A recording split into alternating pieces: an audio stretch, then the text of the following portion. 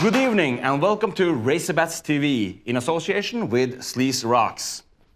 While the Prince of England is mainlining food, the Razorbats are mainlining rock and roll. The Razorbats are gonna be our guests tonight. They're gonna talk about their new album, they're gonna talk about what's going down, and of course they're gonna do some live performance. We're gonna kick the party off with their brand new music video, Working for the Weekend.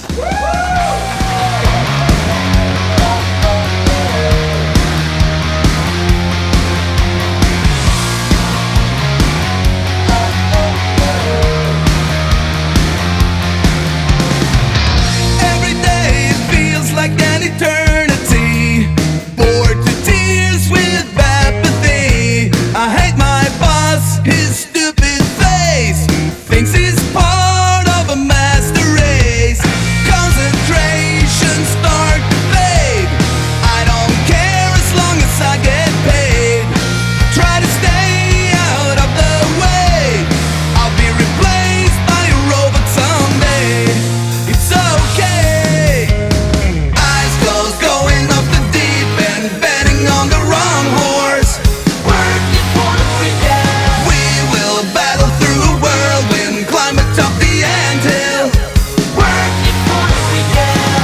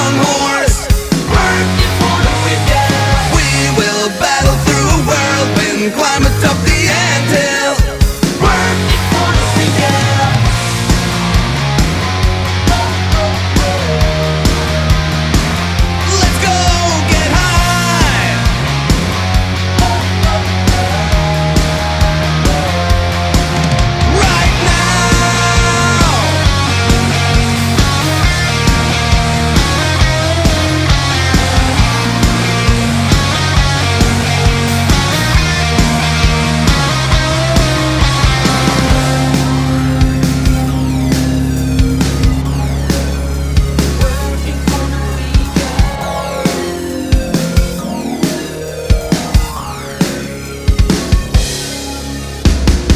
closed, going up the deep end, betting on the wrong horse. Working for the weekend. We will battle through a whirlwind, climb atop the anthill.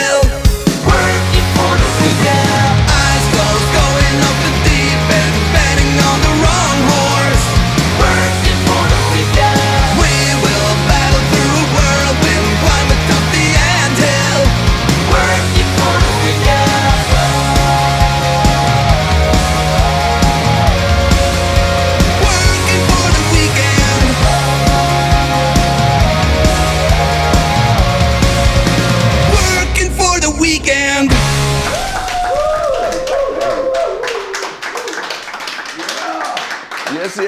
Yes. Welcome back to Razorbats TV. And with our first guests, Paulie and Asli from Razorbats. Hey. Hey. Good to be here.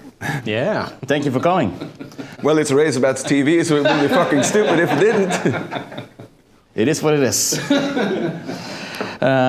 Maybe you guys could just tell us something about the new album? What do you want to know? No, it's been a year in the making. It's Corona hit us hard like everybody else, so we thought we can't play any gigs, so we have to do some good out of that year. So we decided, well, record an album then. We had already been working on songs, and it was plans to record a new album. Anyway, but there was also a lot of gigs booked and everything got cancelled and we stopped rehearsing for half a year. And then we thought we had to start it back up, so we started recording. So yeah, I remember you did that music video for White Trash Radio. Yes, we did. And then suddenly just the world stopped. And yeah, that's pretty much how it happened. we had to do something to keep ourselves busy and not go crazy. So that was sort of to bridge the gap between the last record, which is already a long time ago. So that was sort of to have something new just for people to watch before we went out to play. Yeah. And but then we did that, and it all, as you said, it stopped. So nothing happened then. Yeah, and when you can't perform live in front of an audience, it's nice to just go in an actual studio and just perform. Yeah, at least you get to play and to get that, not the same kick as playing live, but you know, you can, at least you get to, just ham it out for a while there. Yeah, and speaking of the new album, how's the reception been so far? Oh, it's been great. Yeah, and it's been growing fast, you know, it happened quite fast. As soon as it was out there, reviews start pouring in from you know, radio people, fans, and all kinds of places. I heard you did some radio spot in Argentina. Is that true? Yeah, we did, but please don't make me recite that because I don't remember what I said. No, but we've done a lot of that, and that's the first time it's happened for us, and it's, I don't know, for some reason, for good reason, everything just started rolling as soon as we got the album out. I guess we did a bit more. We had more time to do groundwork before, so yeah. And I think also in this, the world being such a boring ass place that it is like right now, it's I think a feel-good party rock album is something that people really can enjoy. I can hardly see people wanting to go out and see depressive rock after this thing. And this is a party album. Yeah. You know, it's rock and roll. Rock and roll should be party. Yeah. So this is it's just party, and it's fun, and it's it sounds good, and in your face. It's in your face. Yeah. So with a new album comes a new tour. So are you guys looking forward to a new tour? Yeah, we had a lot of gigs planned in 2020, but you know, the world stopped and everything was cancelled. So, but we're really itching to get back. Yeah. That's what it's all about. Recording albums is cool. It's fun, but it's also something that's necessary to tour. So, of course, we want to get out there in front of the people. We want to get out. Play again. That's why we make albums. It's the live. To get out, meet people. That's where the real party is, you know. People think that they have this fairy tale visions from the 70s where the studio full of strippers and everybody's doing whatever they want to do to stay awake and drink a lot, but that's not what it is. It's a lot of waiting, a lot of doing the same thing over and over again. So it's really when you go out and play live, that's when the real party happens, and that's what we're about. So what are you most looking forward to with tour, with like doing a live performance? What's the one thing you're looking forward to?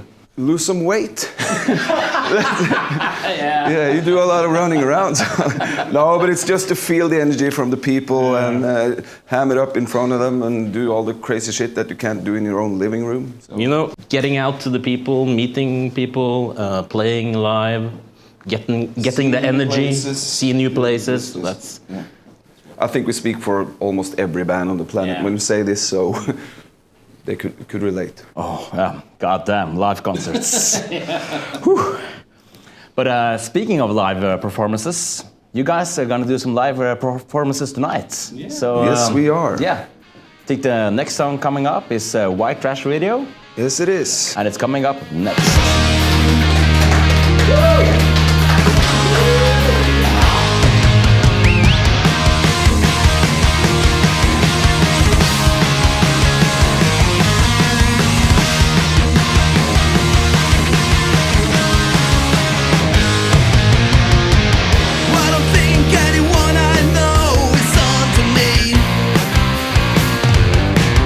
My fancy disguise is working perfectly.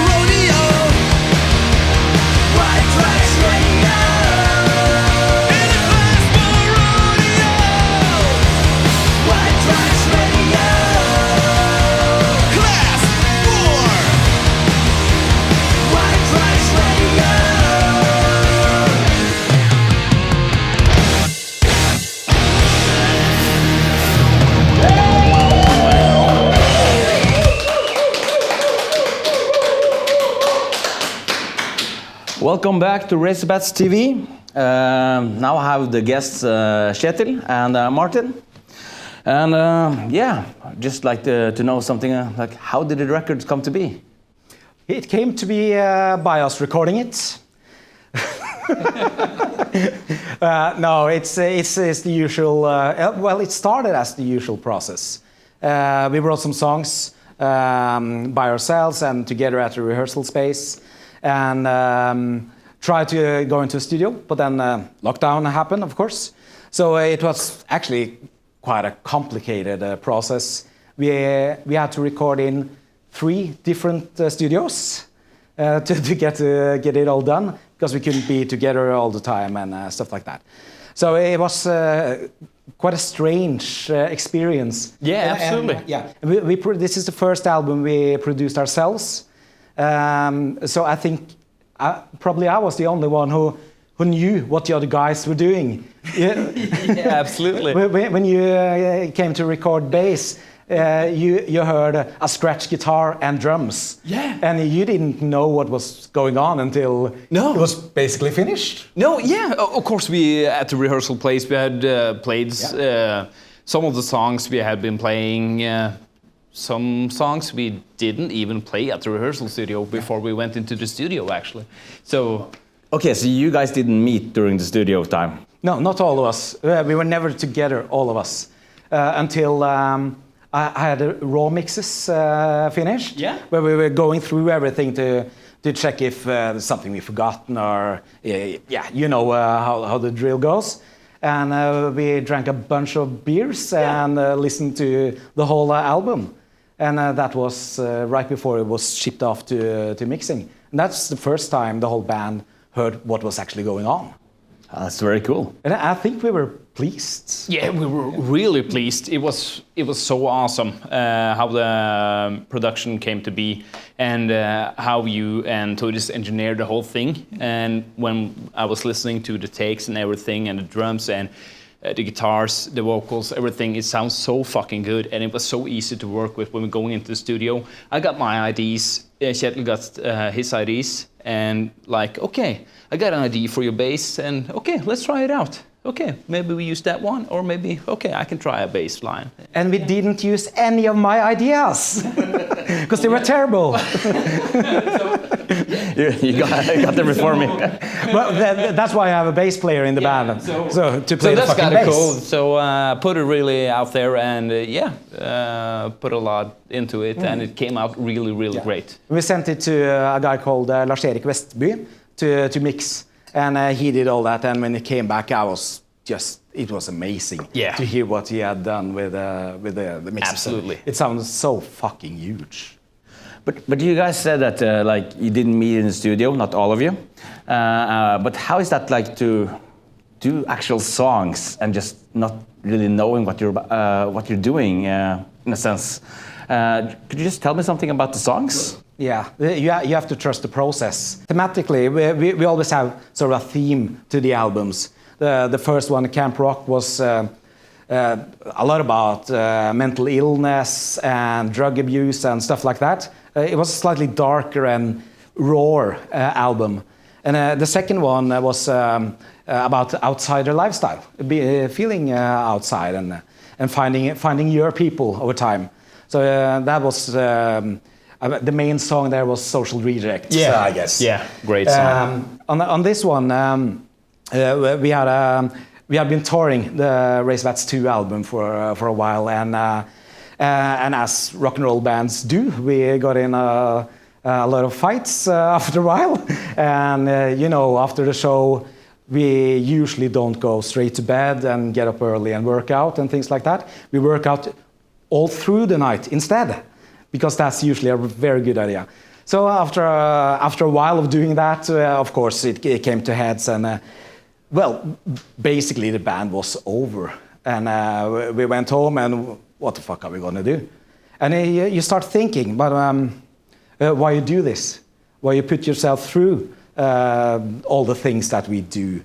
And it occurred to us that, first of all, the normal civilian life is so boring. It's so boring. And we really need that. And also the people who come to the show tell us that they really need it. So it was like, okay, instead of just breaking up and calling it quits, let's make the ultimate party album. Bring people together and have Yes. a good time. So that was the theme.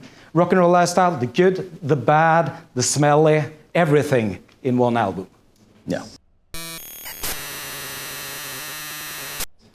Yeah, but I actually have the copy of the album here.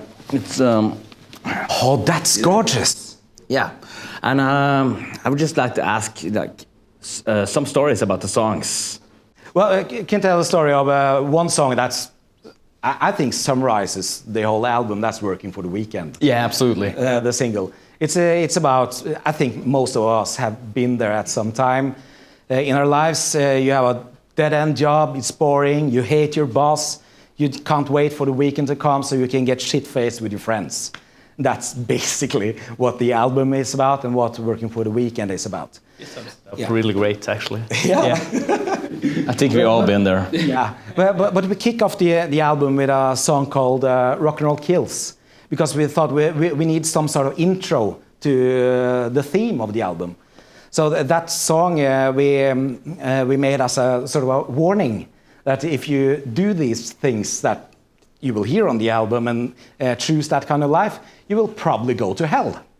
So that's Rock and Roll Kills, what it's about. And the last song, Marty wrote the lyrics to, it's a song called Nightcrawlers. That's sort of like, if you've been through the whole album, you don't care about the warning at the beginning, and you still want this, Yeah. please, you're welcome. Join us. Absolutely. Isn't that basically it? Yeah, I think you got it. But I just gotta stop you there because since I have the album here, what's the story behind the artwork? Yeah, actually, it was like one day at rehearsal. I don't remember who, but one of the dudes remember we got this really cool picture of Paulie. By the way, it's taken by Magnus Aune, is the name of the photographer. He took it at the rehearsal space.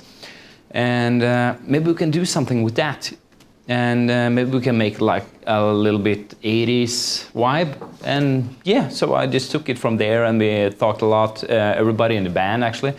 And yeah, try to make something really cool, like maybe going for a little like movie vibe, like the 80s, you know, like those kind of horror movies, a little goofy one like the werewolf movies and stuff like that, maybe some slasher stuff, you know. You got Paulie there, like when you see the cover, you got Paulie here standing over, looking out over Oslo city, ready to get wasted and raise some hell. So yeah, that's basically the whole story about it. That's great. You know, all night I've been hearing like stories from touring and stuff. So I would like to hear some funny stories from you guys. And I actually found something in the prep room. And well, look at this. I think I've seen this before somewhere. I don't know if you can see. It's I think it's supposed to say bad teacher. I'm not sure. But please, the story about the hat. Yes, it was supposed to say bad teacher, but ironically I misspelt teacher and it says bad ticker for some reason. But when I finished, couldn't afford a new cap. And I thought it sort of gave an extra push to being a bad teacher. So just kept it that way. And got a lot of comments about that one. I don't think it's funny at all. I think it's an insult to proper language. And I'm ashamed of myself. Yet still you wear it on Yes, on I wear stage. it every day. It's fine. I love it. A walking walk of shame. That's me. I'm just dying for more live music, so I think it's a good way to just go over to our next song. You guys are gonna do Rebel Soul, and it's coming up right now.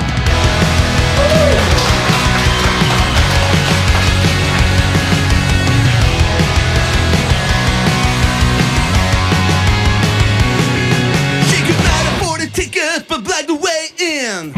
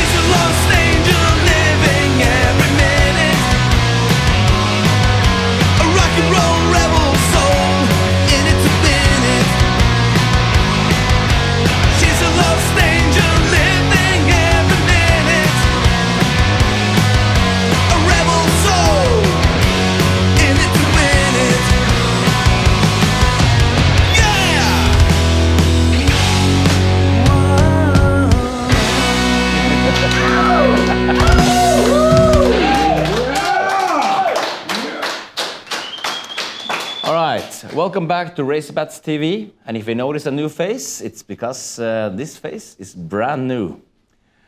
This is Christian, the new drummer. And Christian, why don't you just tell us something about yourself?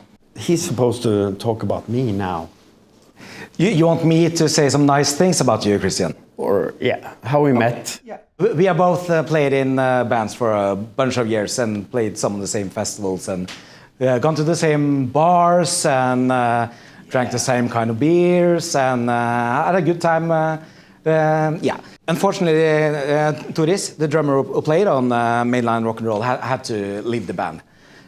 So we were looking for a new drummer, and we talked about it a bit. And I could only think of one drummer in the whole country that could do this and be good enough, and that is the man sitting right here, because he's really amazing. Thank you, thank you. So we're really happy to have him in the band. But there was one problem when he joined. We loved his drumming and everything, and socially and everything worked, but there was something lacking in his facial area. Facial area. Yes. So we said that we would love to have you in the band, but you have to... I have to have a mustache. Yes. Yeah. Moustache are great. Yeah. Makes me look young. Yes, ish, yes. Ketil sent me a message, actually, and hey, you want to play in Razorbats? Send me some music, yeah. And there's one song, Single Out, Nightcrawler. It's a fucking awesome song. Fuck. This is kind of a punk rock goes Mötley Crüe, and I love Mötley Crüe, so... Okay, I have to say yes to this. So the last decade I just playing black metal. Yeah. And I'm so tired of playing black metal all the time. So then, give me the reason to play rock and roll, and then Ketil gave me the reason. So you never played live? No. I did, okay, we played live in a rehearsal though. Yeah. But once again, that's a good way to just segue into our next segment, which is, of course, another live song. And yeah, it's called The City, and it's coming out next.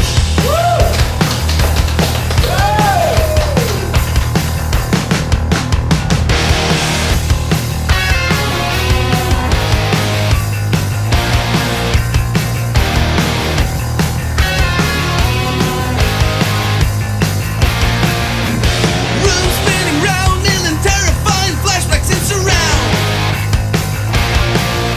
I shake like a leaf, mortified in a state of crushing.